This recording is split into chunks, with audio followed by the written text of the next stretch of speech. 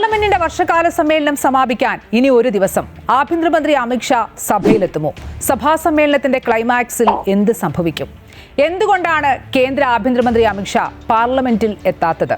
പ്രതിപക്ഷം ഒറ്റക്കെട്ടായി ആവർത്തിക്കുന്ന ഒരേ ചോദ്യം.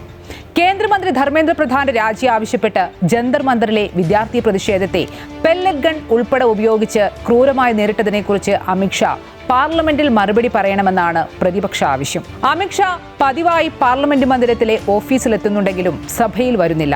ജനാധിപത്യ മര്യാദകളെല്ലാം ലംഘിക്കുന്ന പെരുമാറ്റമാണിതെന്ന് പ്രതിപക്ഷം കുറ്റപ്പെടുത്തുന്നു. അമിത്ഷായ്ക്ക് പാർലമെന്റിലെത്താൻ എന്താണ് തടസ്സം? പ്രതിപക്ഷം ആവശ്യപ്പെട്ടതുപോലെ വിദ്യാർത്ഥി പ്രതിഷേധത്തിൽ എന്ത് മറുപടി പറയുമെന്നാണ് രാജ്യം ഉറ്റുനോക്കുന്നത്. വിദ്യാർത്ഥികളെ തള്ളിപ്പറയുമോ? സാധ്യതയില്ല. കാരണം CJP പ്രതിഷേധം വലിയ പാഠമാണ് ഓരോ രാഷ്ട്രീയ പാർട്ടികൾക്കും നൽകിയത്. നിലവിൽ വിദ്യാർത്ഥികളെ, യുവജനതയെ തങ്ങളോടടുപ്പിക്കാനുള്ള നീക്കം BJP രാജ്യവ്യാപകമായി തുടങ്ങിക്കഴിഞ്ഞു.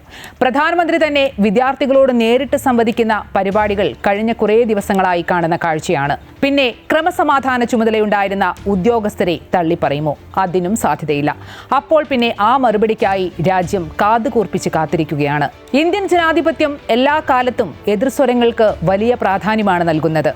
വിയോജിപ്പിന്റെ സ്വരങ്ങളെ നിശബ്ദമാക്കാനോ അവഗണിക്കാനോ ശ്രമിക്കുമ്പോൾ ജനാധിപത്യത്തിൽ ഇരുട്ട് വീഴുന്നു. ജനാധിപത്യ സംവിധാനത്തിൽ പാർലമെന്റിൽ ഉയരുന്ന ചോദ്യങ്ങളെ സർക്കാർ ഭയപ്പെടേണ്ട കാര്യവുമില്ല. ആ ചോദ്യങ്ങളോട് മുഖം തിരിക്കുന്നത് അധികാര ദുർവിനിയോഗവുമാണ്. അതുകൊണ്ട് തന്നെ ഉത്തരം പറയാൻ ബാധ്യസ്ഥരായവർ സഭയിലെത്തേണ്ടത് പ്രതിപക്ഷത്തിന്റെ മാത്രമല്ല, ജനത്തിന്റെയും ജനാധിപത്യത്തിന്റെയും കൂടി ആവശ്യമാണ്.